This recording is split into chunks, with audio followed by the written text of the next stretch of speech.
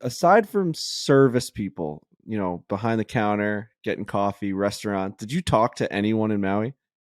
Aside from people that were directly giving you a product?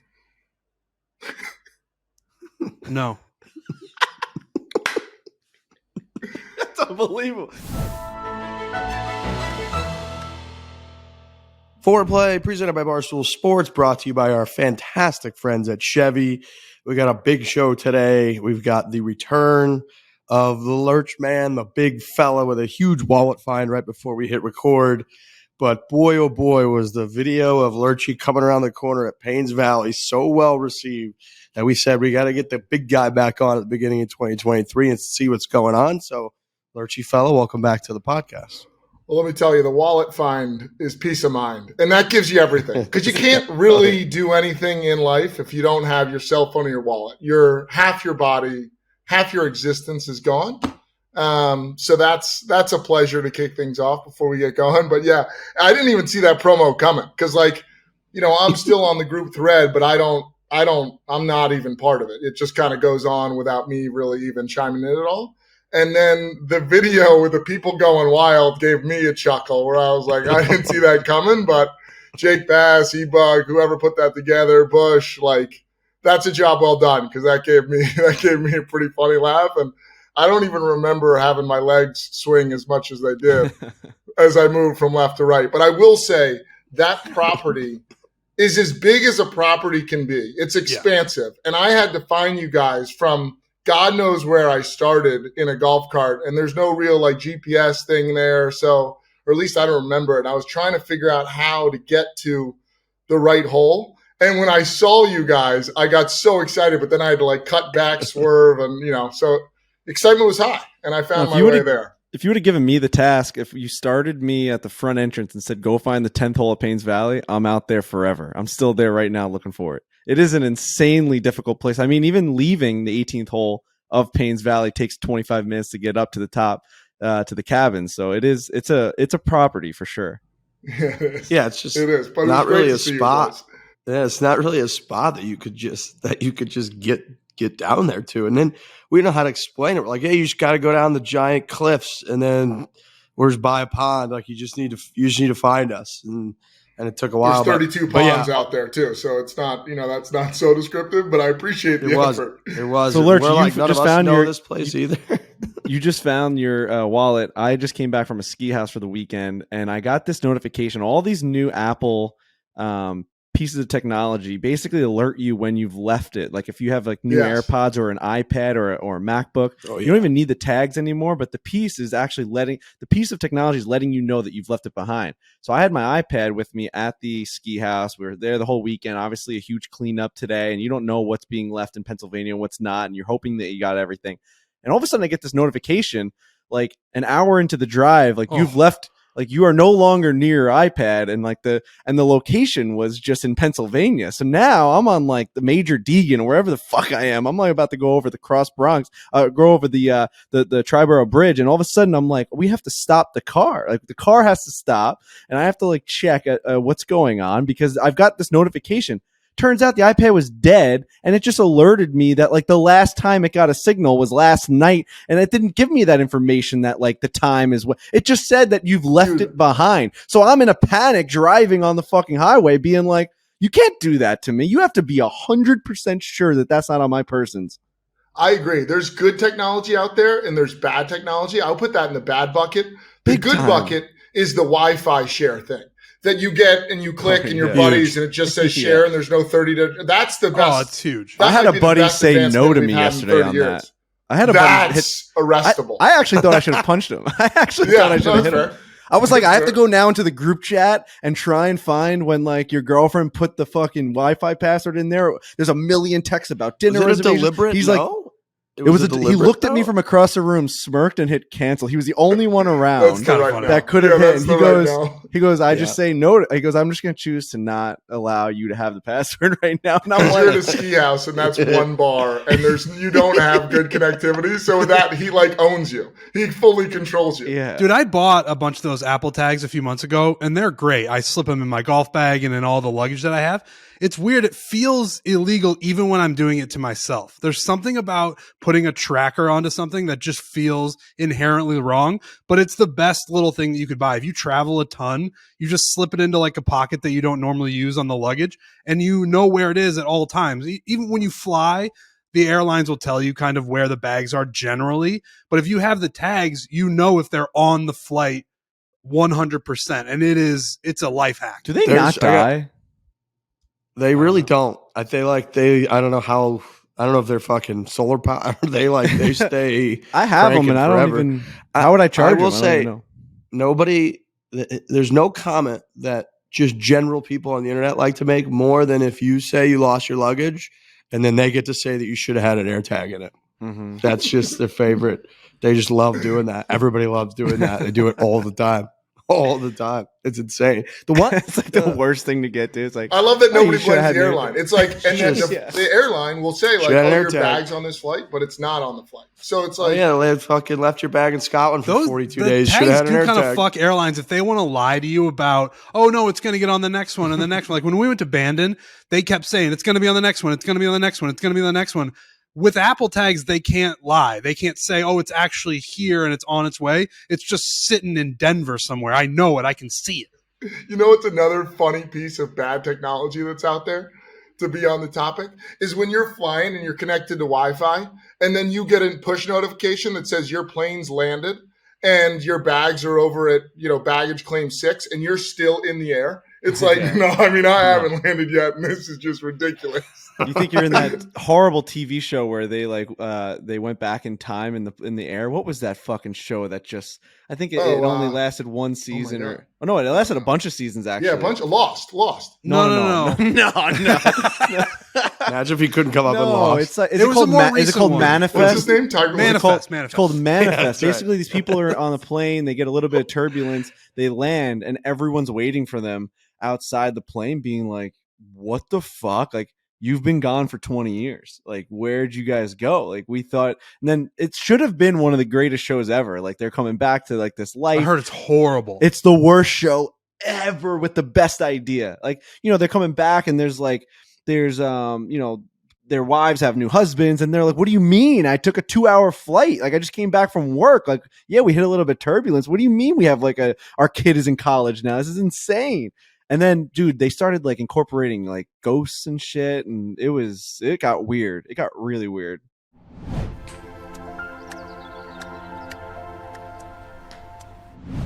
Big shout out to our title sponsor, our presenting sponsor throughout this year, Chevrolet, the EV game. My lease is going to be up. I know Frankie's is soon. Still scouring that website, still looking at the Blazer, the Silverado. Whenever I see him driving around the street, that Chevy logo just pops for me. The bow tie, is that kind of what we call it? The bow tie? The bow tie. I think that's the name. Yep. Huh.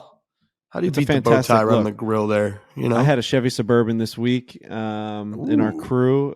Someone trip. they had rented a Chevy Suburban, and they was going through, the Pennsylvania, those hills, the Poconos, the whole deal. It just felt right to have the Chevy logo, the emblem, driving through nature like that. You're coming up on a snowy mountain. You pull up next to a cabin. You go and get all the stuff out of the trunk. You close the trunk and you look at it. And it's a Chevy. It's like a commercial. You just shot a commercial. It felt so real and like true. You know what I mean? You're home. That car is home. That car doesn't belong driving, that bridge from Miami to Key West. That car belongs in America, like American soil, dirt, gravel. You know what I mean? It's a Suburban.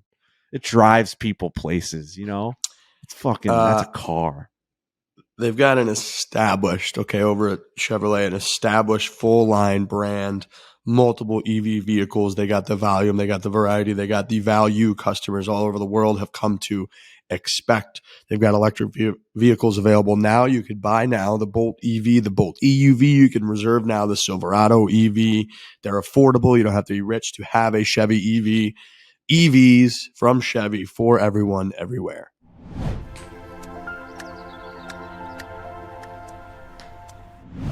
I got into a big debate with a couple guys this weekend about turbulence, and I guess they came in from New York, flew into Phoenix, hang out, and I guess for whatever reason on Thursday it was like the worst turbulence ever in the last 30 minutes landing from that direction in Phoenix.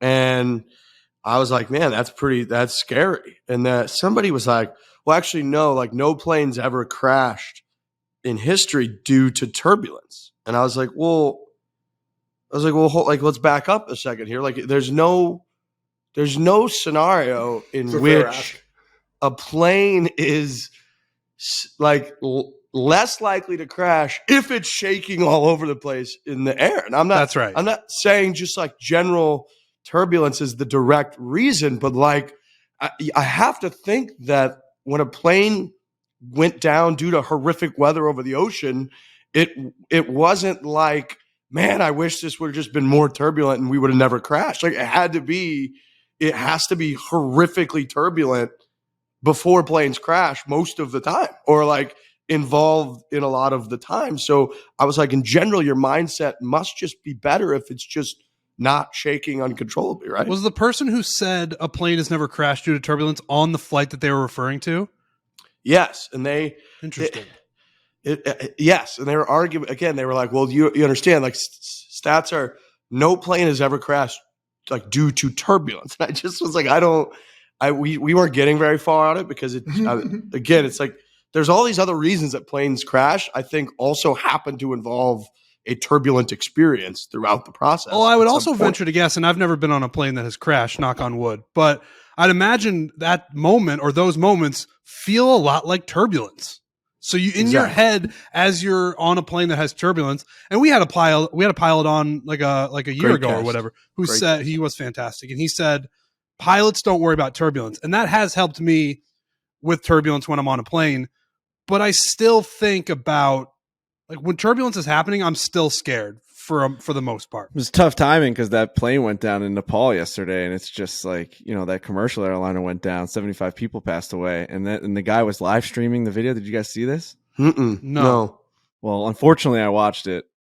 And I would never like wish that upon anyone else. I don't know why I watched it. It just came across my desk, and usually things that come across my desk are a lot better than that. But boy, oh boy, was it bad, man. The guy was basically filming himself on Facebook being like, we're about to land, like coming into Nepal, and then it just fucking took a nosedive, and then all of a sudden the next scene is just fire and people screaming, and it was insane, like legit, like a horror movie. I didn't even see that. It didn't even come across my desk. I don't know what the reasoning was. I know like Nepal is one of the craziest landing areas like in the world. If you watch it on YouTube, I don't know, Lurch might know more about it, but apparently that runway is like out of this world. Like you're going over, they literally would like clip fucking power lines just like landing because everything's so tight and like built around the airport. Interesting. It's a wild fucking scene. No, it was bad. It's bad. That's as heavy as it gets there, you know? So we've touched all subjects. Well, the problem is that I'm sitting here listening to you guys talk about what you're gonna get. like a plane crashing, and I'm thinking about this thing that I watched yesterday, and I'm thinking about this tragedy that just happened, and I'm like, I was even thinking about bringing it up without you guys bringing that up because I can't stop thinking about it. I don't know why I watched that video. I got to fly tomorrow. I might take a train. I might take a train to Florida. Wow. It's also one of those situations I'm going to force Trent to watch it because I had to watch it. I know. I can already feel that coming. I know. Nepal, have you guys watched the earthquake documentary on Netflix? No. Yeah. No. It's all about with that area and whatever. Yeah, whatever year it was where it's like Mount Everest and then a couple other valleys and the earthquake hits, and I think it's like a 3-parter. I got through the first 2, and it is like one of those again that's very heavy. Very. No, I didn't watch that one, but I watched that volcano one from New Zealand. That was insane. I haven't watched that one yet. I watched The Alpinist the other night, and that's as dark as it gets too. You know what I mean? Yeah. Like that rips your heart out. Dude, Frankie recommended that to me. And that's a weird recommendation. That's a Frankie recommendation. Like the #1 show on Netflix. Yeah, it was. I mean, it was always popping up on my Netflix, and I was like, "Oh, all right, maybe I'll watch it." And then Frankie had said, "Watch this." Didn't tell me anything about it really, and so I'm watching it. The thing happens, and I called Frankie. He was in the middle of a restaurant somewhere, and I was just yelling into my phone. Do you remember that? Yeah. Dude, because you just recommended it like, oh, you could watch this, this rom-com, or you could watch The Alpinist. I was like, I'll watch The Alpinist. Both are rom-coms. They're totally fine. And I watched it, and then the ending happens, and I so couldn't believe it that I just called him and started yelling because it's a stunner. But that one, bad. that's dark. It's really one. dark. I also finally watched Molly's Game. No, you didn't. I did. No, you fucking didn't. How good is that movie? It's good. It's not Son of a Woman good. Come on! It's not even close. It was on a plane. I was like, oh, here's Molly's Game. Boom, watch it. You know, it's good. Not even it's close? Real good. It's just not Son of a Woman. It's not even close to Son of a Woman. I gotta watch Son of a Woman. I've never seen Son of a Woman, so I can't even argue at this point. But I mean, gosh, that's just such an entertaining movie. You know, the whole. When I'm on the pod in a year, I hope that you watch it by that time. So we'll do a catch up in a year. Maybe they have it on the plane tomorrow. All right, we got much to get to. What are our videos coming out this week? Do we got a Bushman from the clouds there? Do we?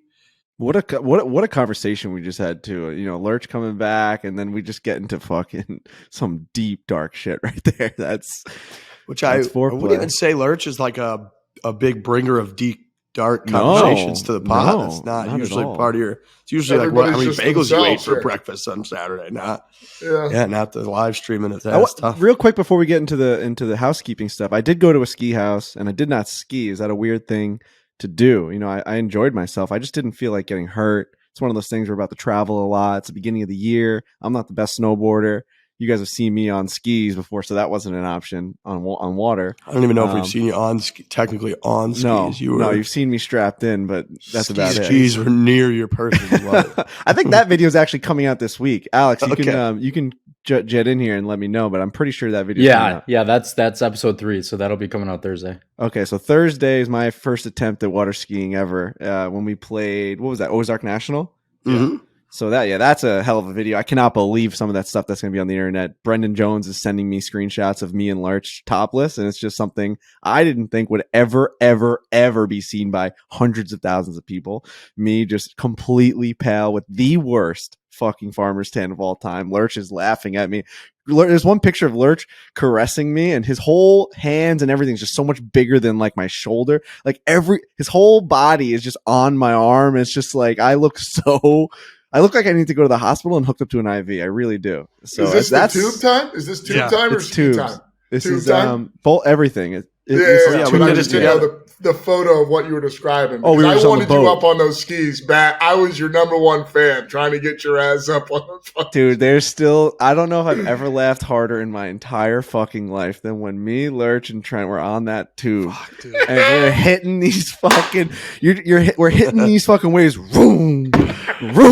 You guys ever hear No Man Left Behind? Like, what's the deal with that shit? So we survive it. We survive it, and you look to the right, and Trent's gone. We had lost him somewhere in that moment. And every time I looked to the right and I didn't see him there, I legit almost had a heart attack. I laughed so hard.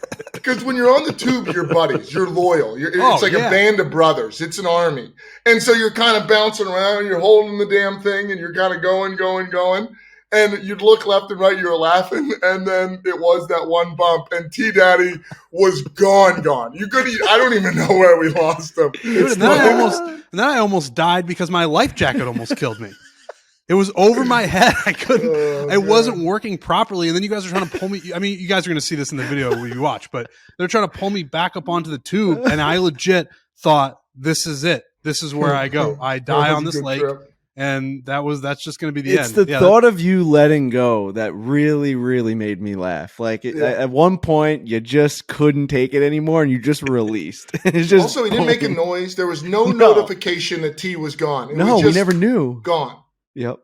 So I went to a ski house. I didn't ski because, it's one of those things. And we went to Pennsylvania, kind of a smaller mountain. They're making their own snow and shit. It's not like you're going to Utah where everything's like fluffy. I mean, where Lurch just went, Telluride, wherever the hell he was going. I saw his post, knee-high snow. The whole thing was insane. For me, it's like I saw a bunch of these guys that were going, and they're snowboarders. And he's like, man, I even fell 5 times, and I'm like a fantastic snowboarder. It's fucking ice out there. It's Martin Luther King weekend. There's kids all over the place. He said it was a nightmare. I enjoyed my beers, the hot tub, the sauna, the ambiance of the wood. All of that stuff to me was very enjoyable. I did not need to go out there and really hurt myself. So I don't know. It definitely felt weird because that's like the purpose of going, and then you just don't go. I think ski trips are more R&R though. I don't think you're kind of crazy to not ski, especially if there's not good snow. Like, dude, I'll go to the spa. I'll have a beer. I mean, like, if you want to be outdoorsy, which I know is not your cup of tea, but like, you could go snowshoeing, you could go cross-country skiing, you could get a little workout, but I feel like you were just farting in a hot tub having an IPA, and that's good too. That's right. Seeing the videos from your trip, Lurch, it made me want to try skiing. I've never skied. I think I tried snowboarding one time, and it was a disaster. But skiing, I've heard, is much easier. It's more manageable, and it looked like a hell of a time wherever you were. It was incredible. And the thing that got me laughing was T-Daddy sent me a ping, was like, dude, this trip looks awesome. Like, how's it going? And we started talking about heart rates because, like, you're up at elevation and it's beating. And then I saw the clip, like, the next day from the KFC radio show or whatever, that T-Daddy just went to Maui and back and told no one. And I was like, talk about fucking trips. What are we doing here that you're just a solo cat? Not a word was shared and you're in Maui. I mean, Maui is not Pennsylvania. No, and we were talking about how far Maui is, and I was like, it is super far. But I didn't want to be like, oh, I'm on this great ski trip, and then I was going to be like, by the way, I was in Hawaii. I liked the information about your trip, but yeah, I went to Maui by myself and didn't talk to really anybody. It was great. I was actually going to ask you that when we were talking about your trip. Aside from service people, behind the counter, getting coffee, restaurant, did you talk to anyone in Maui? Aside from people that were directly giving you a product? No. That's unbelievable. You talked to one regular person, not a single person that was around you in the whole island, Quick 16 high? hours away. Nothing. Why would I be saying hi to them? You strike a conversation with someone. Yeah. How's the weather today? What's the ocean look like? Didn't even happen by accident. No one asked you for something. Oops, sorry, because you opened the door too quick. Thank you. Something. Do you think or no? I don't think so. Not that I remember. Not one oops. T, you're a sorry and oops guy. There had to be one slip up where you were like, oops, sorry, I'm in the way. Oop. Maybe, but nothing that led to, oh, where are you from? What are you doing here? What's the deal? Nothing like that. No. Right. Okay. I'm on record, and I don't know if I said it on this show. I think I did. I definitely said it on KFC Radio, where I wish I had a dinner buddy. I do. Yeah. I'm not so off the reservation that I'm a sociopath, psychopath, whatever you want to call it. Like, I do still enjoy human interaction, and I missed it while I was out there. I would have loved to have had a dinner buddy that I could talk to. Dinner buddy's like it has like a beginning, middle, and end, and you can get away from it. Whereas if somebody was with you the whole trip, there's no end until the trip's over. So that you'd rather just have that scheduled time each night. Yes, that is what I would prefer. Date. You'd like a kind of a service date is what you're going for. A paid date. Yeah. No. I'm There's just saying. websites for that. I mean, no, you're right. And we talked about this on KFC Radio too. It's like we need an app for that where it's just dudes going out to dinner together. It's like we all know where that goes. I wish my brother was there. I wish one of you guys were there. Like someone that I know, and we can spend a little bit of time together. But it's not dominated by that. Every day isn't wake up and be like, here's what we're doing. It's more of like an abstract friend on a trip, but someone that I know would be preferable. All right. Okay. Well, Telluride was great. If you're interested in a ski trip, I know Riggs, you just did one. Frankie, you just did one. T Daddy, I don't think you're hitting the slopes, but I would though. I think I would. Dude, it is so fun. I mean, first time there, first time in Telluride. Have you ever been to Telluride, Riggs? Because you've done some Colorado stuff. No. Ooh. That's one of the more beautiful towns you've ever been to. Where is it compared to like Aspen and all that? It's like kind of the southwest corner. It's like a 7-hour drive from there. It's like it's truly in a valley. Like you drive into Telluride and the end is just a dead end because it's a U of mountains, right? So you drive into it and like Main Street looks down at these like beautiful mountains. That sounds awesome. It's exceptional. I will say that's a runway that will give you a little pause. Yeah, your video is insane. Whoa! Wow, too. After that, Nepal. Yeah, we can't really talk about that because we have a flight in like 12 hours. It is. Skiing is the best. I was just breathing heavy. Resting heart rate was like north of 100. I mean, it was a mess. Just because you're at altitude, it's trying to get oxygen. Like I'm not sleeping well because your air is like, where is it, kind of thing. But it is ski trips are. That's just the best. Dude, one of our production guys had a meeting with some of the people from TaylorMade the other day, and I was in the office, and I kind of was walking by, and I popped in, said hi to Essie and all the people on the Zoom, and one of the people at TaylorMade, she was in Telluride at the same time that you were, and she basically turned her camera on because it was just like her little like avatar for the first time, and she was at one of those coffee shops, and you saw all the mountains around her. I'm like, is that a fake back? It legitimately looked like a fake backdrop with how, like you're saying, it's a wall of mountains and then a really cool like updated town. It's not like it was like some shit town, like all restaurants, bars. It looked like she was in like a pretty updated place. It's really cool updated town. I like it. But I'm saying you would picture a fucking mountain town to be like, I don't know, like everything's kind of just like shit and kind of falling apart. Like a hot tub time machine. Yeah, that's kind of what I was thinking. So the thing that makes Telluride quite unique is that on the flight in, it's like I see like a welcome to Telluride magazine. And so they've limited the number of houses you can build. They're like, there's a gondola and a chairlift that pretty much go right into the town. So it's every like building is ski on, ski off. But what they don't tell you, and actually we found like a pretty good rental that was not that expensive. Every property in Telluride starts at $4 million. So there's where the update, like a shed, Okay. honestly, something the size of like I would say a little bit bigger than like a suite, like a nice hotel room. That's going to cost you about 2.5 to 3 million. And so, and then like not that big of a house, maybe like a 2-3 bedroom, 2 bath, kitchen, nice. You're looking at 8 to 12. It's just God.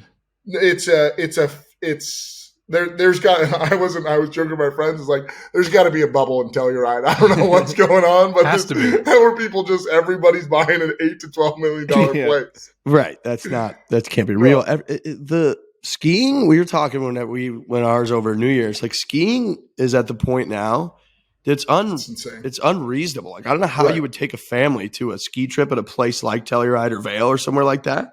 Like it used to be. I feels like not that long ago that like a lift ticket at a Vail or something was like $120 or $150, and like that was still pretty steep. Whatever. Now the good ones are like $250, $300 plus per person per day. Plus you have to fly there. Plus per day? You have to rent a. Yeah. Oh yeah, per person. Oh. No, it's like it makes golf look like like you're going to a public park. You got to get the ski gear. You got to like each meal is massively upticked because, like Lurch is saying, you can only get in there by fucking barely surviving a flight. Like it's crazy. So if you have a family of like you have like 3 kids, you got a normal job in life in the Midwest, you want to go out to Colorado or something, you got to spend like $15,000. I feel like I don't know how you could do it. Right. I think Aspen was like talking about how a family trip out there is like $20,000. And you're like, God, all right. So that's just not but everything's turning into this. You take your kids to fucking Disney and you're looking at like 15 to 20 grand. If you're staying in the hotel, you got 4 kids, the fast passes, you're eating there every night. It's chaos right now. Everything is just absurd. The only place that stays true to its name is Augusta National. You can get a fucking sandwich for $3 and it's the best sandwich you'll have all year. The owners have $2.8 billion per person. So it makes it a little nicer.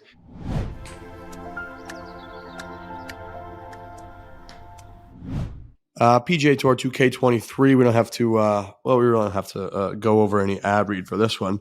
These 2 boys right here, especially you two. I've getting into the game, but I'm not very good at it. But you 2 have logged hundreds of hours trying to grind out aces. Shout out to the Ace Bet on PGA Tour 2K23. That one's coming back, by the way. Trent doesn't know it, but we're doing a hole-in-one contest. Our characters are coming into the game soon. We've gotten a million tweets. 1 year characters coming in. So they do seasons. Season 1 was fantastic of PGA Tour 2K23. Season 2 just released on Friday.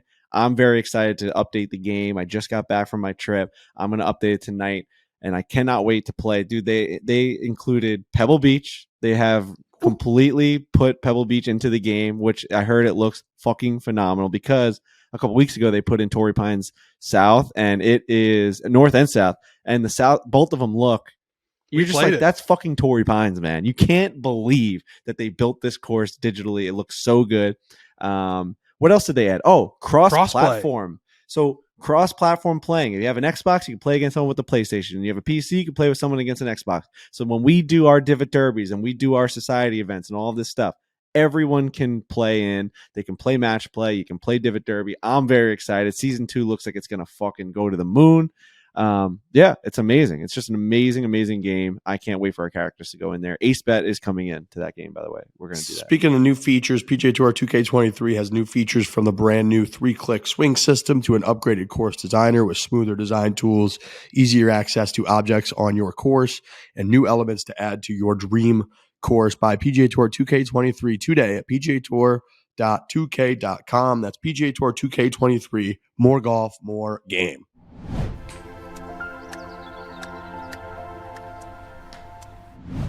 All right, couple things to discuss. Obviously, the big seater, the next episode, which is, if you've been waiting for it, it's really turned into a Lurch versus Dan heated golf match. I sat out that day, did not play. Obviously, Frankie and Trent were involved, and it was a 2-on-2. But it really, I think the spectators out there, I was one of them, could really sense the Lurch versus Dan thing that was going on, which was great. Ozarks National, which is a stunning golf course. Core Crenshaw, you had Phil Mickelson actually won his first Champions Tour event on that golf course, and it's beautiful. The Ozarks, the whole deal. So that puppy comes out Thursday night. Is that right, Bush? Yeah, Thursday night, probably 6 again. I'd assume. Okay, so yeah, it was a heated one. It felt like the stakes were high. Frankie's dream. Frankie just kept saying, like, I think Frankie actually played well that day. He was like, no. People are going to Lurch first Dan. It's going to be, kill by fire here. Somebody, just death. Somebody's got to die. I'm like whispering into each one of your ears saying, like, did you hear what he said? And I think that's really getting under his skin. Like, shit like that. Your wife, dude. He said something really fucked out about your family. I think it was I was looking at the graphic with Brendan the other day in the office, and it was like, three of us were in the 30s, and I was like, we played like a really good front nine. He's like, yeah, dude. He's like, and you didn't act like you were playing. It was insane. He's like, it was all about like the bad blood between something, like you wanted them to hit each other, which, yeah, of course I do. Of course you do. No brainer. So we got that match plus the extracurriculars on the water. Rented a boat, had a nice time at Big Cedar. So prepare for that one. Start with the boy Alistair. So Alistair Docherty, our first ever sponsored athlete, golfer, got his season kicked off. I got to say, maybe the worst app on planet Earth is the PGA Tour app section that has the Korn Ferry Tour. The scores aren't even fucking right. I just found out like 30 minutes ago that he shot 2 shots worse than thought he shot today. I'm following it the whole fucking day. It's horrible. You try to star it. You try to star your guy, and then when you try to find him, it like unstars him. So you have to like try to find him again on the app. It's been a total disaster. You can't watch it anywhere. But regardless, I can't tell you how much of a sweat it is having our guy now for the first time, like a real person that's our friend that's, got the Barstool stuff, and him and his caddy Sam are fucking great. 2 of my best buddies out here. And like, I've understood what all goes in behind the scenes, and his mom acts like his manager and like tries to help him book out his years so he can just focus on golf. And then I was thinking about it today. It's like, it almost feels like Lord of the Rings, and we sent like Sam and Frodo off to like go do the thing now, and they're just off on this adventure, going through Middle Earth, trying to like do the thing for the rest of the year, and they're just in the Bahamas, just like trying to play the best golf in the world together, and it's blowing 100 miles an hour, and you're getting these updates. I think he's T34 at 1 under par right now. Shot 3 under yesterday. Shot 2 over today. Started his whole tournament with an eagle, which was crazy. But he's just, our guy's out there just playing on the Korn Ferry Tour now. Did he eagle the hole 1 2 days in a row? They had that originally, and then they changed it. So that's another thing with their. I don't know who that's the fuck's unacceptable. Out there. You can't throw the double circles on a scorecard and then just be like, "Oops, sorry." Because I even was like, "This guy, they should rename that hole the Alistair." I mean, that's like the craziest thing ever. The guy eagles it back-to-back days. Come on. He said day 1, first round, first hole, he had driver 7-iron into that par 5 and hit it to like 7 feet and canned it. And he was like, "Yeah, you think there was any pent up, excitement?" Because like he kind of spoke about on the show. I mean. He got through final stage 2 months ago, and he's all hyped up. He's got first 8 starts forever, and then he just has to wait 2 months. Like he hasn't been able to play in a competitive golf event really in 2 months. That's great. That's like if you're playing in another sport, you had a huge win to like keep your season alive, and then you didn't get to play another football game for like 2 months or so. I'd be like, what? Like, no, you're ready to rock. So he's ready to go, pumped. And they're just out there doing it, made the cuts. Now he gets to play stress-free this weekend. But boy, it's been just a ride. It's fun watching them. It's very intense. It's following the app is almost more intense than watching it on TV because I'm with Riggs. I was just refreshing it all the time, just like, what did he shoot? What did he shoot? And until we started this podcast, I thought he shot even par today. It sounds like he shot 2 over, but it's super duper intense. And I don't know. I was going to ask you guys this. How much am I allowed to be messaging Alistair while this is going on? Like, what is his demeanor? Because after his first day, I was messaging him and I thought, like, maybe I shouldn't be fucking with him while he's in the middle of a tournament. And I'm not fucking with him. I'm being like, you're awesome. Like, keep it rolling. But I also, like, I think we've talked to golfers before where they don't talk to anybody until the tournament is over, and then they talk to their swing coach, and then they talk to whoever. So I don't want to be getting in his head talking to him throughout this whole tournament. Well, I mean, live update. The guy's on a boat right now. Are we allowing him to do? You can't see it through my camera. Are we allowing him to just be out there, just like he says, afternoon cruise? He's just on a boat. I mean, is that acceptable for our guy? Is he allowed to fucking do that, or should we send him back to the hotel? I mean, this is insane. I know what you mean. He's just on a boat. Is he drinking out there? I mean, come on, dude. You guys, this is what I mean. How hands-on are we here? Makes his first cut on the Korn Ferry Tour, and he's already cruising around the Bahamian water. I mean, come on, man. It's a great question, Trent, because I feel the same thing, and I know going into the year he was feeling pretty just stressed about everything. You got to get all your ducks in order. You got to have money so you can actually fly from event to event, and then you have to actually play golf. And he's like, just so you know, with this, I know you guys want me to take footage so that we could show off the merch, but like I'm not on my phone at all, so I didn't know. But then him and his caddy Sam, we got a group text, and he is hitting me up after each round, going through a little bit of the round. And then I've got his caddy, Sam, text me on the side a little bit. And he was texting me about today's round. And I absolutely love this. He's like, told me today, he's like, dude, Alistair, I've never seen him have a better attitude in the first round. He was patient. It's blowing out there. It's hard. And he's like, today I had to have a talking with him with like 3 holes left. And I had to be like, he had to literally stop him and be like, hey, everyone's going to get bad breaks. You're playing amazing golf. It's a long year. And so then I'm going back and forth with his caddy, and his caddy's being like, he goes, he got a few bad breaks and got rather upset about them today. Said, which I laugh. So it's like going through that. And then Alistair kind of said after the round, he finally texted our group like an hour and a half after. And he's like, he just goes like, what a roller coaster.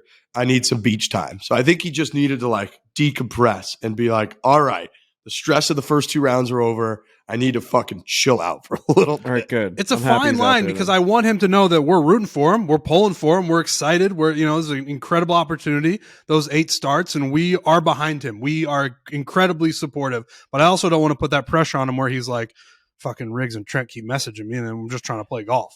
Totally. I mean, feel if we're just checking boxes, making the cut in your first one's huge, right? I mean, like we're already moving forward. We're getting points, right? I really don't know how the whole system works, but like making cuts, playing good golf, making eagles on your first hole in fucking Korn Ferry has to be all positive stuff. We're feeling good right now going into the weekend. Or definitely, we're actually so weird how the fucking third round's on a Tuesday. I know. Well, the fucking whole thing is I thought they were doing it this way for TV time, and I don't even think it's on TV. When the fuck are we going to watch? I couldn't find anything.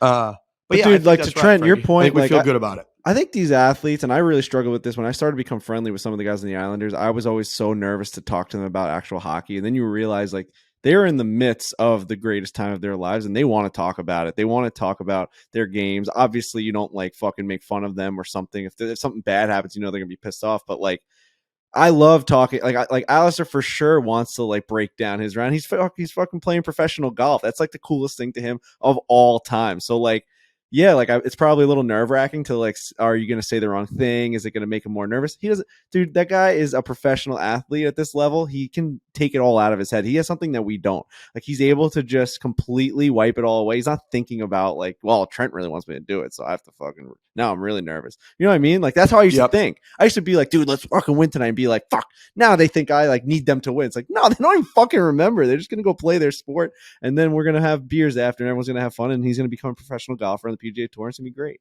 And everything's balanced, with you as a specific person, right? Like if Alistair was just gym, driving range, gym, play his round, go home. He would probably be miserable and not play as well, right? It's like everything's a little bit of a balance. He is a normal person. Yes, he does a lot of that. He grinds too, but like he probably needs a few hours to just fucking chill out.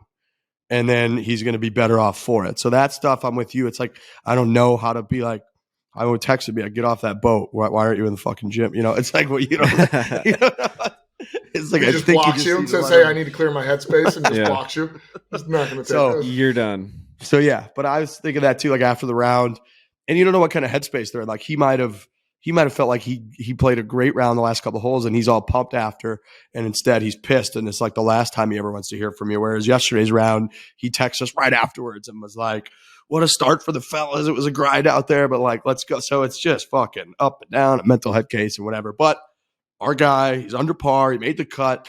And yeah, it's just going to be all year like this. It's just a different feeling. It's like every time he tees it up, it's nerve wracking. I really like it. Finish. I mean, there's going to be some sleepless nights probably, but I really like it. I like checking up on him. I like seeing where he's at. If he's playing well, fucking awesome. If he's not, whatever. But when he's playing well, I get fucking real excited. And what I love too is he's the opposite of when me and Lurch bet Everton and we thought it'd be a really fun year, and like they just lose every game 1-0. They never score.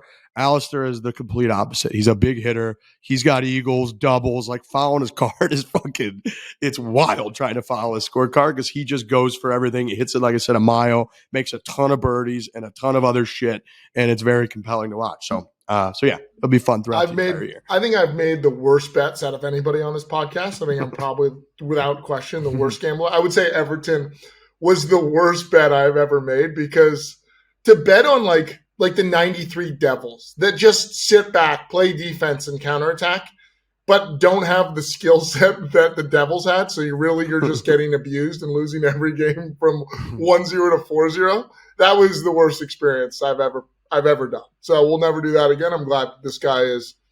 Bogeys and eagles you can live with that. That's fun.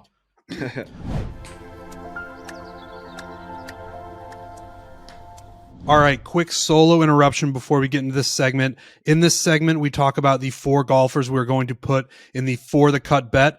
We, as a group, collectively, stupidly, we were supposed to get the names in before, and we did. I submitted one, Dan submitted one, Frankie submitted one, and Riggs submitted one. Those are the names that are going to go into it. In this segment that you're about to hear, Lurch gives a name, but that one is not going to be included because we added it on too late. So the For The Cut bet, the 4 golfers are going to be Sam Burns, Tom Kim, Harris English, and Taylor Montgomery. Those are the 4 guys who are going to be in the For The Cut bet. Also, during the segment that you're about to hear, we talk about a Ricky Fowler top 5 bet. That bet is also still going to be available on the Barstool Sportsbook, so go bet that. Bet the For The Cut. Again, just to be clear, the 4 names are Sam Burns, Tom Kim, Harris English, and Taylor Montgomery. So go bet that on the Barstool Sportsbook. Apologies, we are idiots. We will continue to be idiots, but this is just to clear up any sort of confusion.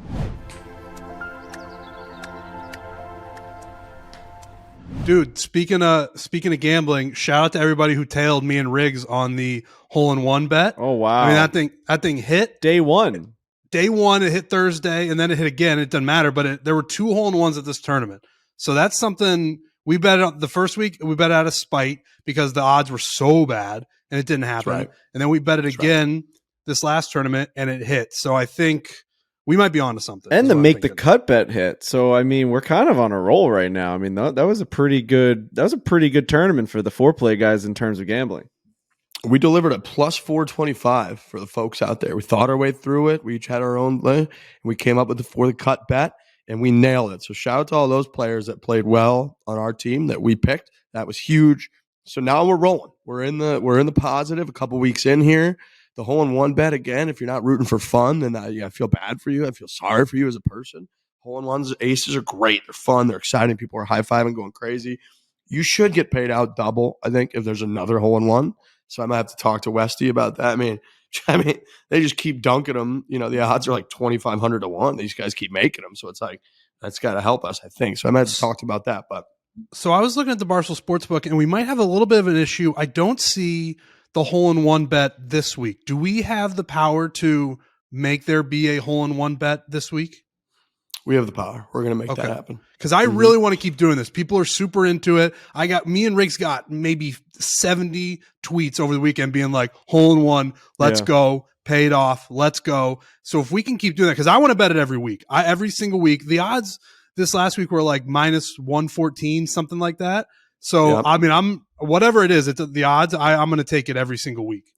And when you, I got to tell you, when they cut, you got the coverage on and they cut like, oh, we're going to go back over to 16 and we're going to show this guy's like 3 over, getting ready to tee off on a par 3. You're like, oh, okay, this is going to be pretty close. And then he makes it.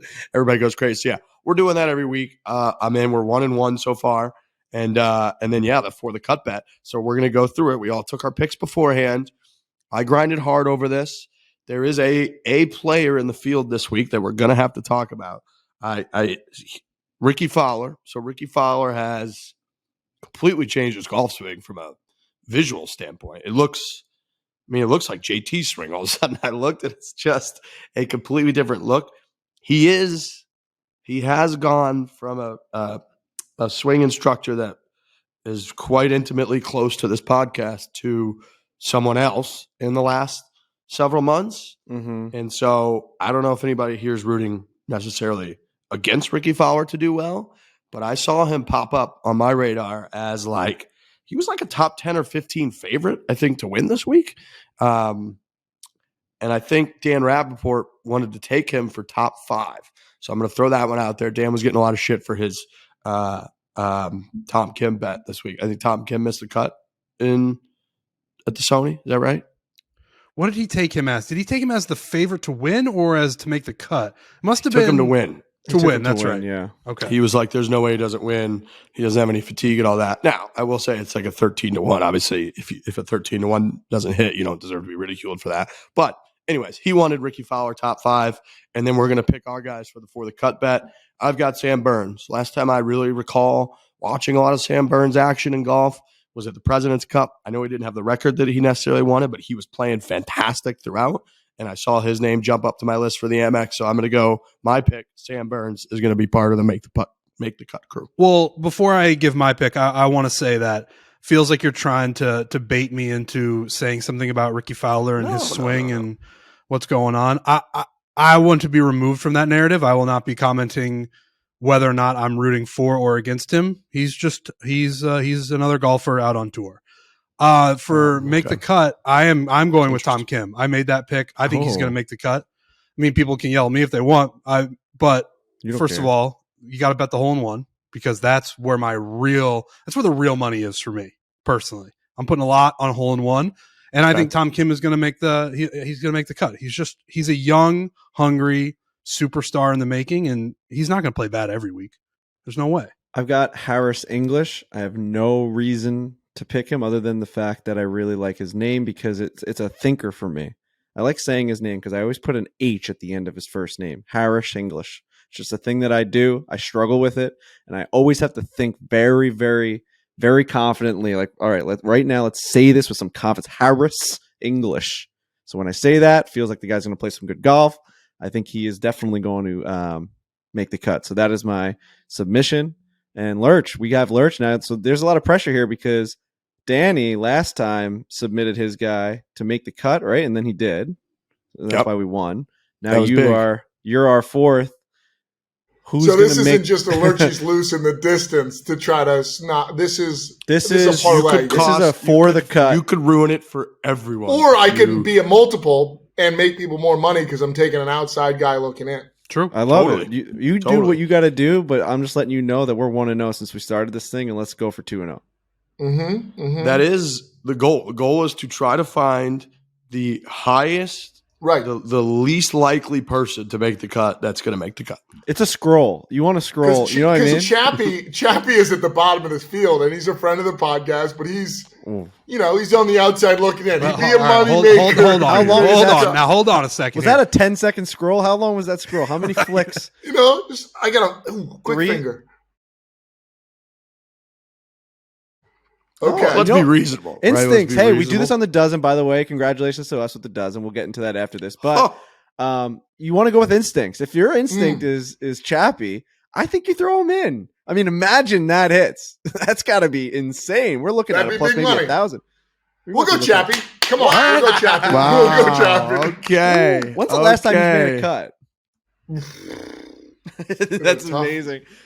I would also like to say, and maybe I just didn't look hard enough. Back to the hole-in-one thing quickly. I cannot find hole-in-one stats. I mean, I looked for 3 minutes, so that could be the problem. But also, like, I wanted something to pop up right away where it was like, this is how many there were. This is the tournaments where they happened. This is how frequent they are. Like, I would love to know, out of all of the events last year, how many of them had hole-in-ones. Dude, stat people are insane. The guys that are statisticians that actually have that information are extremely valuable. The Islanders have a guy, Eric Hornick, I think is his name on Twitter. He legitimately has a job because he has all of the data that you just can't find online. Like, you'd have to spend years trying to find how many times Brock Nelson has taken a shot on low blocker side against the Nashville Predators. He has it. He just, Right. I don't know what it is. I don't know what his database looks like, but he just has the information. So maybe each night he divvies it up into an Excel sheet, and like everything that happened, it all goes into like the forever stat. I don't get it, but there's a guy on for the PGA Tour that for sure knows every single swing that's ever happened on PGA Tour since that stat's been collected, and he knows how many hole-in-ones there's been. But we're not those guys, and honestly, the internet is not there yet. That's why they're still valuable, those statisticians. If you guys had to guess what overall throughout the PGA Tour season, how many of those events percentage have a hole-in-one take place? And it's just 1 or 0 kind of thing. So if there's like 6 in an event, it just counts as 1. Just counts as covers that tournament. Yeah, for this, like, when does it happen? Okay. I mean, how many events I'm are gonna there? guess like 30 something. 37% of PGA Tour events have a hole-in-one. Really? Wow. I thought Yeah. it What do you think? Oh, I think it'd be lower. We just had 2 in the last one. Yeah, you had none the week before. So you're 50. True.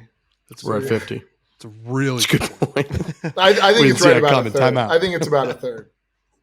Yeah, You think? that's my guess. I have no I would idea. have though. said Actually, that without sounds hearing low, Riggs, 'cause- I would have said 25. Because honestly, so there's four tournaments a month, and it feels like it's closer to 50%, honestly. same. But yeah, You know, But like it's a big deal when it happens every time. I know, but I'm moving mine up. I'm going to go right in the middle, 50%. I'm with Lurch. Really? I'm sticking Now, strong. I'm going instinct. I'm going Trent the dozen instinct 37%. If someone can get those numbers for me, please send them because I would love to look at them. So who's our official for the cut now? We got to text that to Jake Bass. Chappie. I was between him and Doug Gim, but I'm going Chappie. I love Chappell, Doug Gim.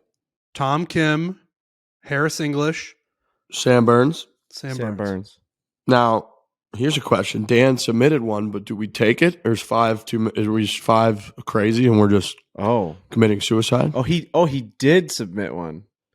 Uh-huh. This is Lurch's call. Do you want it to stay as a 4 or do you want to make it a 5? I mean, if you guys are 1-1, I don't want to ruin the vibe. Is there? You can't obviously do 2 because you. I want just to think keep that it it significantly bullet. increases the odds if we're adding a 5th. Right. So I think you go with your 4 because Chappie is a dark horse. Are you insane? If you don't think we're going with Chappell, because you know he's going to make the cut now. If we miss that, if we don't include him in, that's disastrous. So people can add him and make a custom parlay, Right. but they won't get the boost. You know what I mean? Right. So That's go right. out there, Right. add him for a nice booster play. But I would say you want to put like 1 unit on the core 4, and then maybe you just want to do no, we're keeping it the 4 for now. It's nothing against Dan's submission, but on Thursday's show, maybe we can talk about why we didn't include his or whatever. We'll have a discussion about going forward, who's going to have the picks. I think 4 is the way. It's for the cut, 4 picks. You got to make it. That's All the right, way so it's gotta Kevin happen. Chappell, Tom Kim, Harris English, Sam Burns. And please remember, Yep. you must be 21 or over to gamble. That's something that's very important. And if you do gamble, 1-800 do it gambler responsibly, if you have right, Lurch? Everyone's got to do it responsibly. Everyone's got to do it responsibly. You have to set limits, stick to your budget, and if you have a problem, you call 1-800-GAMBLER. It's That's simple right. as that. Big week for us this week. We're going to be going, the 3 of us, along with Dan, we'll be going to the Hilton Grand Vacations Tournament of Champions on the LPGA Tour. We're playing in the event. So Yeah, this is we're stunning. doing a relay, basically, is the best way I think I can describe it. We are one where- person. We are collectively one person, exactly. And one of us plays Thursday, another person plays Friday, another Saturday, another Sunday. And we're going to see how we finish in this event. We're going to record a bunch of interviews on Wednesday. We're going to be around the kickoff event for the LPGA Tour this year down in Orlando for the week. So we're traveling tomorrow. We're going to be kicking around in Orlando at Lake Nona. We're going to be hanging out. Like I said, we're going to be interviewing folks, adding to the podcast, banking some interviews. So if you're in the area, you want to come to the event, check it out. And then we're going to be on television. The event's on television on Thursday, Friday, Thursday, Friday, I believe, and Saturday from 12 p.m. to 3 p.m. on Golf Channel. So hopefully we do something special. Imagine somebody gets a hole in one or holes out. They're going to show us, and we're just playing in this pro-am. I think Brendan may have mentioned that Sunday might be on NBC or some version of NBC, whether it's on Peacock or something, which is insane. Sunday, it looks like from 2 to 5 p.m. it's on NBC. Which is nuts. So here's the rotation, by the way. I think it goes Riggs on Thursday, Danny on Friday, Trent Ryan in the cleanup hole on Saturday. And then I'm coming in on Sunday. I have to pick up whatever Trent did. And that's going to be on. All right. I didn't know what day I was playing. Isn't cleanup 4? Yeah, I don't know why I did that. I don't know why I said that. You're I was a like, baseball guy, kind of. well, I wanted Trent to be the cleanup guy, but I knew that it didn't work halfway through. And I kind of looked for your reactions to like correct me, and no one did. And I was like, I'm just going to let that fly. But Trent is way more of a cleanup guy than I am. I'm like a number 1 or number 9 guy. I used to get bad number 9th, and they're like, oh, it's a second leadoff position. It's a second leadoff spot. They used to tell me. I'm most like, improved player kind of stuff. That's a guy that's just, he's going to see a lot of balls. I'm going to foul off a lot, and I'm just going to make the pitcher work. But I'm not a second leadoff player. That's not happening. So yeah, I am going Saturday. You're going Saturday. Sunday. That's okay. right. Okay. Yeah. And what's the caddy situation? Because I know they gave us the option where we could caddy for each other, or we could have a real caddy. We're getting real caddies. We're trying to win the thing. You know what I mean? Totally. We discussed us caddying for each other. It's like, I need someone to tell me where to putt the ball. It's also going to be a nightmare. There's like fans out there. I want to be very clear that I'm very nervous. Yeah. Oh yeah. You like kidding me? Really nervous. Dude, how many people have we interviewed that have played in like celebrity appearance golf tournament? We've been like, how do you feel when all the fans are lined up on the ropes and you just send like a hosel missile into the fans? And they're like, I feel terrible. I feel horrible about that. So if there's any fans lining this place whatsoever, we're going to be a problem in Orlando. I loved the idea when we pitched it and heard it and agreed to it. As it has approached, I've gotten much more nervous. I think if you're a fan going to a pro-am, you've got almost a little bit of a death wish. You know what I mean? Like, yep. Yeah. Remember the one we saw at Liberty National? How crazy that was? It's mixed into the event. So even if someone was like, "Oh, I want to go to this LPGA event," they're like, "But there's also going to be these maniacs hitting golf balls as well." So it's almost like you're tricking them. It's a 4-day pro-am. If you're standing on the front lines, you're like Civil War type stuff. You know what I mean? Where they just line up and then just half the people go down and the next group of people stand up. I mean, front lines at a pro-am. Also, you can see the guy's posture. It just, if you're closer to a hosel than not. The fact that we're playing golf on TV is outrageous. Like real round of golf, who knows how many shots they put on there, but I'm assuming, I think Riggs is playing with like a superstar athlete on Thursday. I am. So it's like they're going to put him on TV for sure. I mean, I'm pretty sure you're playing with Larry Fitzgerald. I don't know if that's like official, but like they're obviously going to show Larry and like you're going to be there maybe chipping, like who knows how your game is right now. I know you had a grip change. We can talk about that, but holy fuck, is the nerves going to start coming out if I see that red light on top of a TV camera pointing at me? Who knows what the result's going to be? Is that what we're looking for? The red light? Is that how we're going to know? I think that's how they know. Yeah. Yeah. I got to say, I feel pretty good, but still nervous because we're still not that good, but like about as good as I could be, all things considered right now, because I did just strengthen the shit out of my left hand and it changed everything. And all of a sudden I'm hitting the ball really nice. So I'm excited for that part of it. I'm pretty positive I am playing with Larry Fitzgerald, who's fantastic. He's a friend of the program. He's a friend of a lot of our friends out here in Arizona. He's a great dude. I played with him at the 3M when we did there was like the celebrity thing at the end with Thielen and a bunch of other people. And somehow I was in there. And he's awesome. So I'm excited to play with Larry. He he likes to compete. So I imagine he and I are going to have a little action going, which hopefully that gets me kind of locked in. I'm a little nervous as the leadoff guy. Like I don't, if I It's a tone like setter. you can't, you're right. You can't win it on Thursday, but like this crew could lose it. Like this crew You could lose could the whole absolutely tournament lose it on Thursday. No doubt about it. We could be the most Delaying out the of it inevitable. team in the whole thing. Trent, on you Thursday, might get you might get the reins. You might get this. What do they pass? The baton. The baton. You might get this baton on Saturday with like a pretty deep. Like we might be up there, like maybe top 10. Like who knows what Riggs and Get Danny ready to might free go fall. low.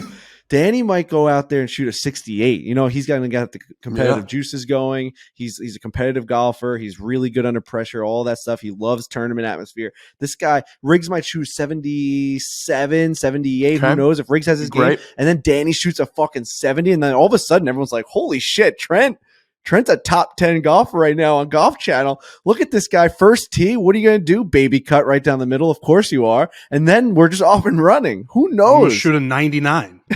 T, I got a question for you. Please. Because Riggs, I would say, has the biggest delta of any good golfer that I know. Like, when his game's on point, it's like, wow, he's just hitting it down the middle and he can chip and putt. But occasionally he gets those wayward rights with the driver, and then what are we doing? God, Are you rooting for good golf out of Riggs, or are you rooting to take the pressure off golf so Saturday you're just kind of taking a nice stroll? Well, now you're asking me to answer a question that I'm not sure I'm comfortable answering. No, I think you are. I think you absolutely want to be the guy that didn't play the worst. So by that nature, you would want one of the first two people that play to play terrible. Alligators chasing the four of us. I just don't want to be the last, like the slowest guy. That's all you're trying to do. That's right. Yeah, that's how I feel. You have to. Like, I feel amazing knowing I'm going after Trent, but then my day could get ruined if Trent goes out there and plays the round of his life. Imagine Trent goes out there and breaks 90 on Golf Channel. The place is going crazy. And then I have to they're like, all right, Frank, if you just shoot an 82, we're top 5 in this professional golf tournament, and it's going to be a huge success. You're not going to win the thing, but you're going to fucking be really. And then I go out there and shoot 105, which I'm extremely capable of doing. I'll never want to be seen again. I'll just go to whatever Mykonos, and you'll never see me ever again. I'm going to fucking vanish. I'm going to try not to think about any of it because I'm going to be nervous. So. There's gonna be some hilarious swings out there, man. Well, also, and we're gonna be playing with pros, so that's another level of pressure. It's almost less about. I mean, the crowds are terrifying, and they should also be terrified. But you're playing with a pro. They're trying to win a tournament, and there's gonna be fucking me, like, wow, I can't even it's just duffing irons and wedges. Like that's insane. That's not haven't good. swung in a while either. Like this is coming fast, man.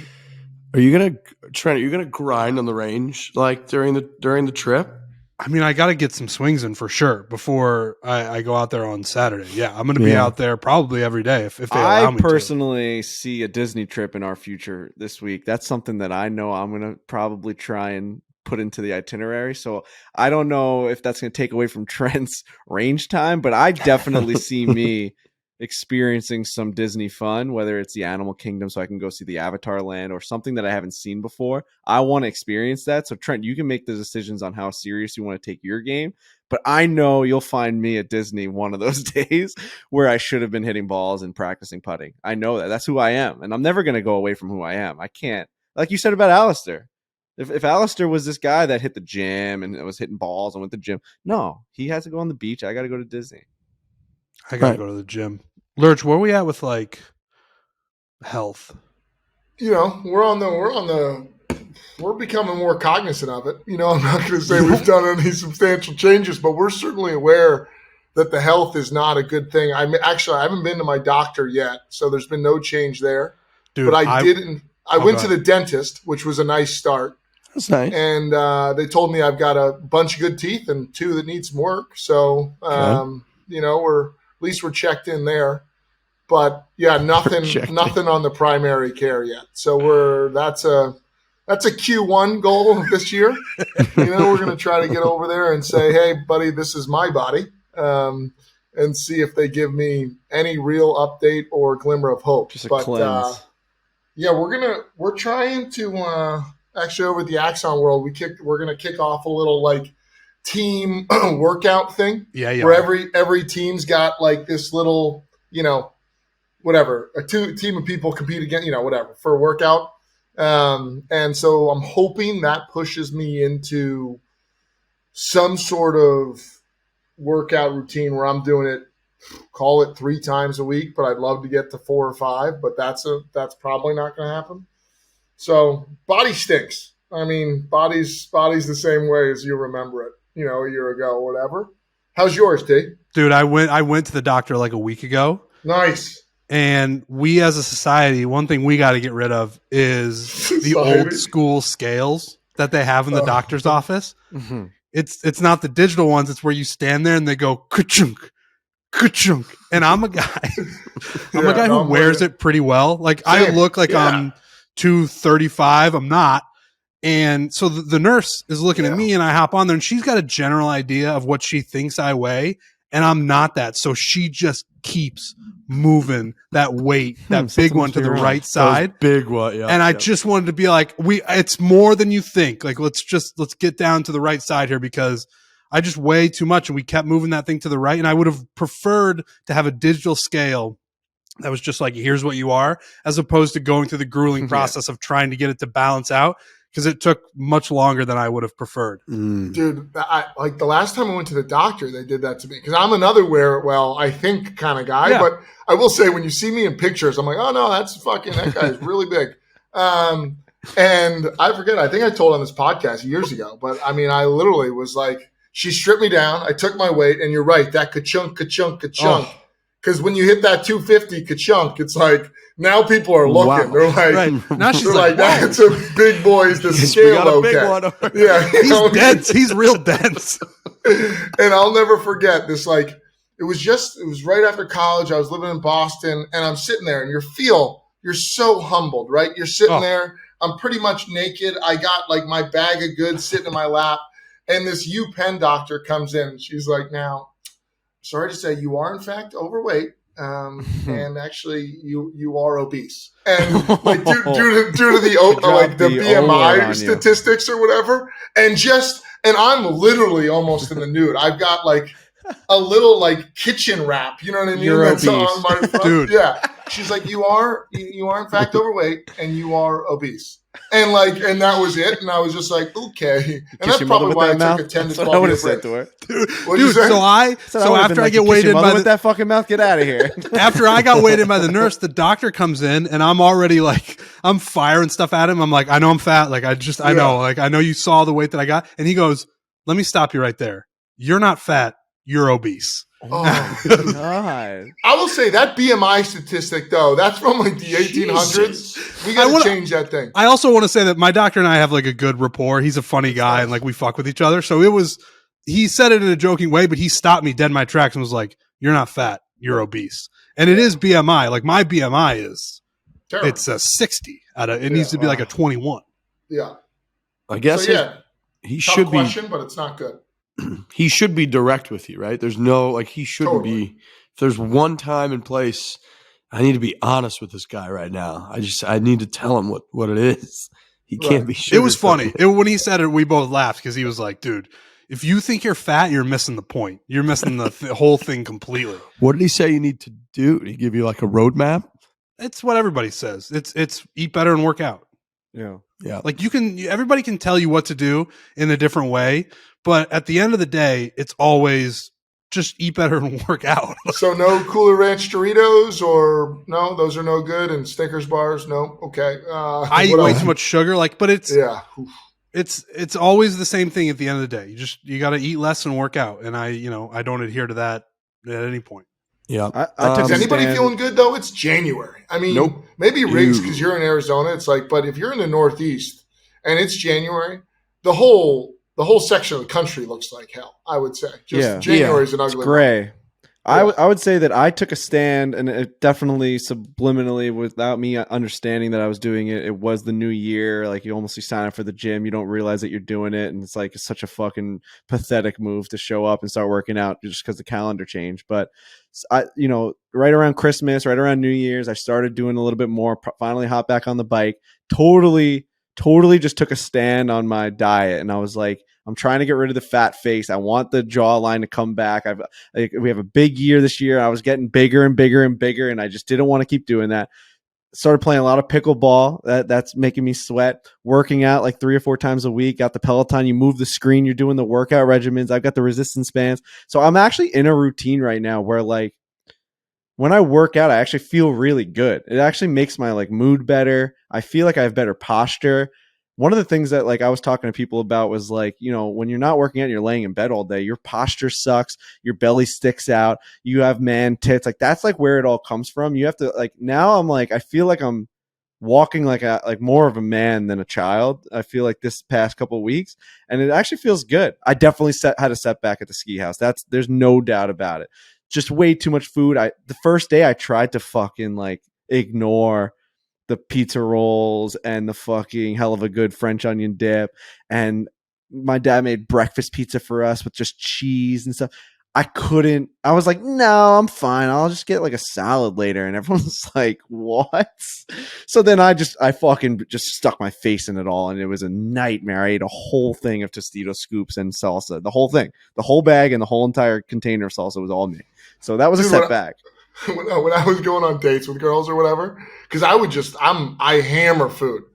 Yeah. I'd cook a whole meal for dinner prior to the date or whatever, and we go out for drinks, and then we'd have dinner after, and then I could have a casual meal with them. So like, I would just like the double meals are a nightmare if you're getting into that game. So anybody out there, try to eat for a family or just a person of one. Well, actually, calorie deficiency for you, like being able to like limit your calorie intake from what it usually is probably super easy because you just have to stop making 2 dinners. Yeah, you say that, but it's like super hard because like for sure. I'm but I'm saying when you're starving. eating Like, outrageous amounts of food, it might be slightly easier to limit that to just a ton because of food. you're used to eating. It's all that much. relative, right? Right, Like, right. dude, I have 1 bagel and my body's like, we are getting hungry, and then I have 4, and you're like, now we're kind of full, and then I go start my day. I have figured out my body to the point where I want to kick sugar. I eat so much sugar, like people actually wouldn't believe it, and it like. I think people would like have a sugar intervention. I don't know if people do those, for sure. but they would be like, bro, that's too Dude, much someone sugar. wrote on Twitter yesterday, I'm a volume guy. what's You're a something sugar that's guy. legal that you would make illegal? And I was going to say like salt and sugar should be illegal, but I know you need it. You need a lot of salt. I see all these athletes drinking these like salt waters now. There's like a whole new kick that salt is actually extremely good for you to replenish all of your stuff. I don't know. The fucking stuff changes every single right. day. And sometimes Frank will say to me like, "Oh, I was talking to this guy. He's a hockey player, and he like does this. Like those guys are aliens. We can't. What they do is not what we should. Like I saw doing. Anders Lee walking with this thing called like, it was called like Excel or something. It was a box, and it was a picture of him walking into the locker room with this fucking box. And I typed it in. I never heard of the brand before, and it was salt water.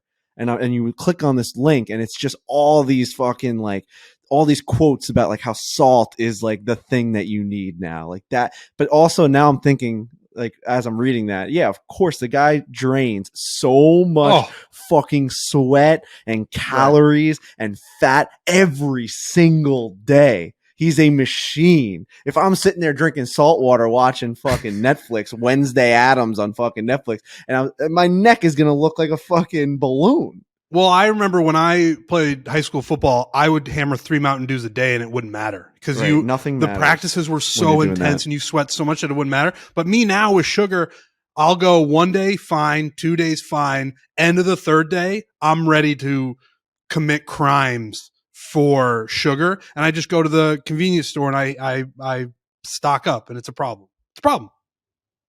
What is it, 2 weeks? You got to go 2 weeks to like really generate a habit. Is that what it is? There's gonna be bodies in my basement if I go 2 weeks without sugar. I need to go to a doctor. I think it's just like a general doctor. No, like I don't go to a doctor. I don't have a doctor. I don't. You should get a primary care out there, I would imagine. Right. Why don't I just have that? I don't do that. Because I will say, when I get my blood work done, like as big of a piece of shit that I am, I get blood work done and my blood work's totally fine. They're like, because I think that I'm whatever the sign for diabetes is, I'm like, well, that's going to break the scale. Right. And they're like, your blood is totally fine. So, it's just about feeling better and looking better. Get healthy, boys. You know what I mean? 2023. Lurch, pickleball is a hell of a sport. It's a good game. Pickleball too. Good game, dude. I saw that you got some paddles. Yep. That Viking company, they're a big paddle platform tennis company. So yes, I use a lot of their stuff. Yeah, dude, it's a great game. So here's the thing. Do you think I could play? Could I play? For sure. Anybody can play pickle. Okay. It's like the ball kind of comes to you a little bit. Now to play competitive and stuff is hard, but it's basically like you hit a wiffle ball. So it doesn't, it's like badminton kind of where you like in gym class, you'd smack it and then it just kind of slows down. It's pretty similar for like pickleball as well. But it's a great game. Yeah, I've said that's the satisfying part about it. You're able to crush it. You get like a satisfying feeling on the paddle, and the ball doesn't go that far where it like ruins the game. Like I feel like if you try and hit those kill shots in any other paddle game, whether it be tennis or ping pong, whatever, like the point's over because like you've made that move. You've generated all of that energy to smack it as hard as you can, and either you succeeded or you hit it into the net and you failed. And in pickleball, I feel like there's a lot of that satisfying feeling of like, oh, I'm giving it to them, and they're still volleying it back. So I find that to be the most fun part of the game, aside from like the dinking and the strategy and moving people and setting them up to fucking pop it up to you. I love that. I love the strategy behind that. I've seen when you go on like when Sports Center or one of these like Instagrams posts a pickleball like really good rally, it gets so much shit. Like so many people are like pathetic sport. Might as well put fucking ping pong in the Olympics. All this shit. None of those people have played. Like, I understand that there's a stigma about it, that 95-year-old Susie Lou can play it, but 95-year-old Susie Lou can fucking really do anything at whatever 95-year-old Susie Lou at her level. You know what I mean? Like, obviously, older people can play anything. It's just it's going to be a completely different level of skill and strength and speed. Like, when I play with my buddies, it's a fucking workout. It's extremely, like, intense. And I think there's a lot of hand-eye coordination. People shit on this sport. I'm like, what the fuck? Big time, dude. It's a great game. Like my brother and I think, on here I told like we joined this, it was basically it was like the Vero Beach, like pro pickle tournament or whatever. We joined like the division that was pro level or whatever.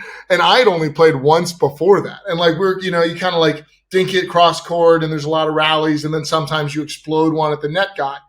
And I had no idea, but that move, Frankie, that you're probably familiar with, and maybe, Riggs and T you are as well, but like you can – foot position is everything. So there's like the kitchen and where you're located, but you can actually like jump outside the court and then smack a forehand. It's insane. And like then you can get up on the net. So the kitchen blocks you out, whatever that like 2.5, 3 foot zone is.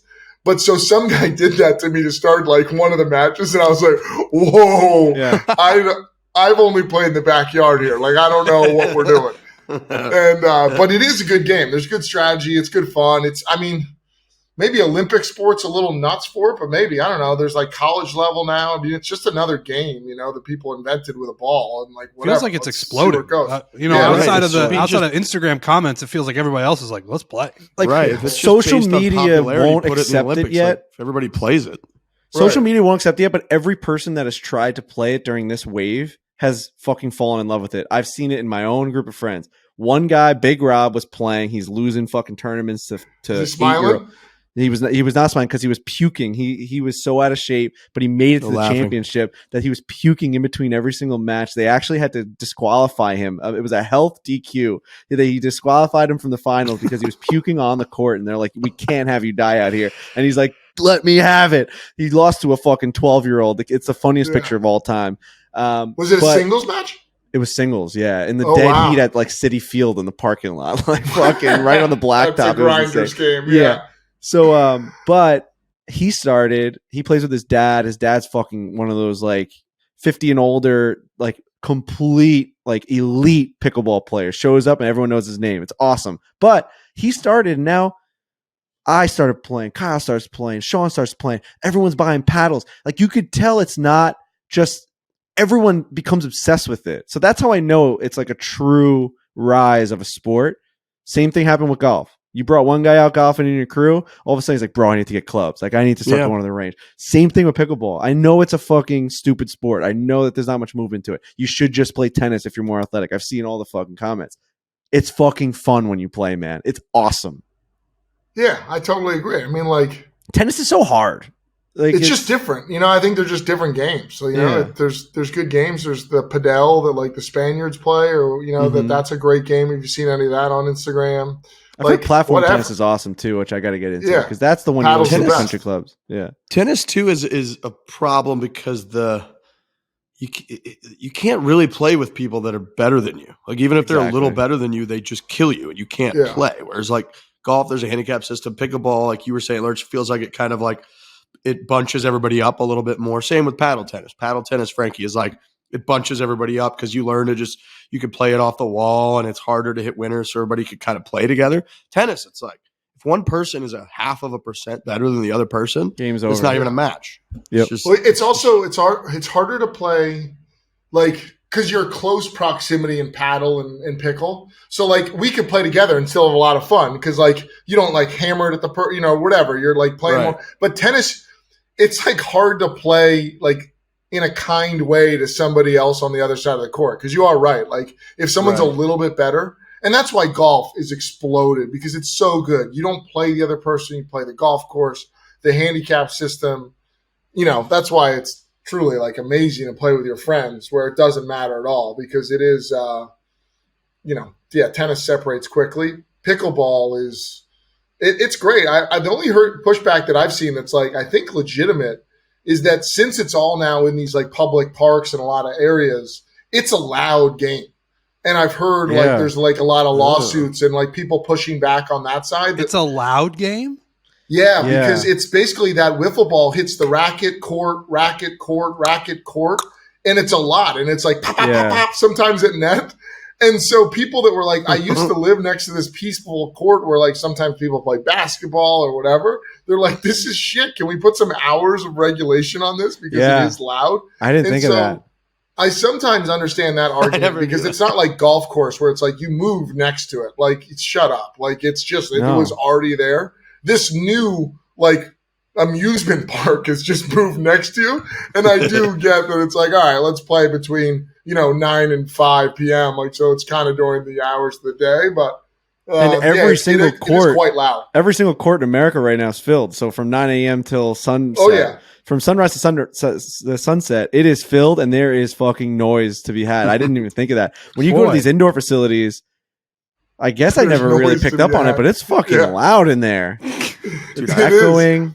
Yeah. I might be on the anti-pickleball. I might become one of those people on social media. You move next to a tennis court. That's an oasis.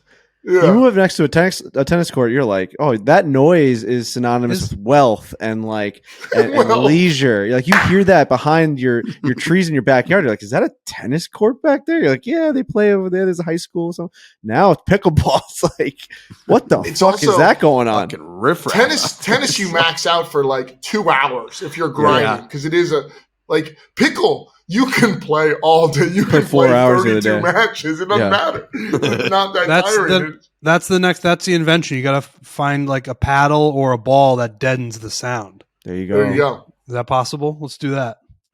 I'm sure, but nobody in this group's going to do it. So let's just I started watching Point Break on Netflix, Lurch. Oh, nice. I was going to glue into that the other night, but then I turned on the Alpinist again and just watched that, and so got sad. But because it was one of those nights when I go to bed, I like want to watch something I know. It's like weird that is, but I've already seen that. But you don't want to have to lock your brain in on anything. You just kind of mindlessly Point fall Break's asleep. the surfing movie, right? Point Break's the new tennis. And I believe it's Breakpoint. Sorry, which is different. But I knew what you meant. Yeah, but Point Break is the surfing movie. Okay, true. You got a Point Break. Good one. That's a good movie. Yeah, it is. I mean, it's a shit movie. I think it's Dave Portnoy's like favorite movie. He said like it's a great movie. Yeah, he loves Point Break, and I think there was a Point Break themed bar in New York City that I remember I walked by with him, and he was like, "That's the coolest thing I've ever seen in my entire life." And then I think it went out of business. I think they remade that movie recently. Yes, they did. I don't think he liked it as much as he liked the original. I don't think so. No, either. the original's way better with Johnny Utah. Yeah, Johnny Utah. Yeah, that's right. I mean, that's when Swayze's at the top of his game. I mean, Swayze was everything from sex to drugs to athletic to Golden rock bands. brown skin. Yeah. No, Oh, my Swayze mom was- loves Patrick Swayze. You have to. I do. Don't put baby in a corner. You know what I mean? Like the guy was just. Was he all Ghost? time. He was Ghost, He was right? in Ghost. Oh yeah. Yeah, my mom was real into Ghost. And Dirty Dancing, was that him as well? That's right. Dirty Dan, and that's where Don't Put Baby in a Corner. And that's one of the all-time greats. My mom would. She talked about him a lot. Like it was almost a little bit too much. Me and Balls had a all-time Patrick Swayze highlights without rights, where I was Swayze and he was Chris Farley. That's yeah. right. Chippendales. That was a great one. Chippendales, like 6 years ago. It's been a long time. He died in 2009. A No, long time ago. Yeah. Yeah, Swayze. That was a long I thought time it was ago. way more recent than that. No. Wow, that's crazy. Holy That's smokes. crazy. All right. Anybody got anything else? When are you guys flying in? Tomorrow? Tomorrow, yep. I got to go meet my dad. It's my dad's birthday today, so if you want to wish him a happy birthday, Oh, everybody. happy birthday, Birthday. Mr. Borelli. He went Mr. bowling Borelli. today, and now Nice. they're going to a Mexican restaurant. I'm going to meet them there. Lovely. that'll be I'm fun, actually yeah. down in the Orlando area right now, so we'll be No passing way. ships. How long are you going to be Yeah. there? I'm leaving tomorrow, so Oh, hello, shit. goodbye kind of stuff. I didn't even know about your trip down here, so No. Well, it's been in the group, but that's a flyby. yeah. I mean, there was So- Yeah. So many messages in there that Too there's much no going way on you're there. reading. Too Yeah. many. Wow. I pay attention to that group chat, and there's too many. well, yeah. I mean, that's your guys. That's your job. That's You're that coming makes out. sense. You're coming out west with us, right? Yeah, I'll be Okay. there. I'll be in Vegas the couple days before, but I think Okay. that's on next Saturday or Friday, a couple Yeah. of weeks out. Yeah. like Big that. announcement. Big announcement in that line. Nelly Corda Yeah. signs with TaylorMade Golf. Huge. Oh, Big yeah. week for that's her. huge. Big week for her. She signed with Nike Apparel, then she signed with TaylorMade Golf. So just a big stretch for her. I saw our boy Adrian, who's Rory's guy. We've had on a handful of times. Who's fucking awesome. He was tweeting about Nelly's hitting the Stealth 2 HD and how it's perfect for her. He was going through it. It's like she's just a TaylorMade athlete now. So hopefully we can do some cool stuff with her because I know we've talked about it here.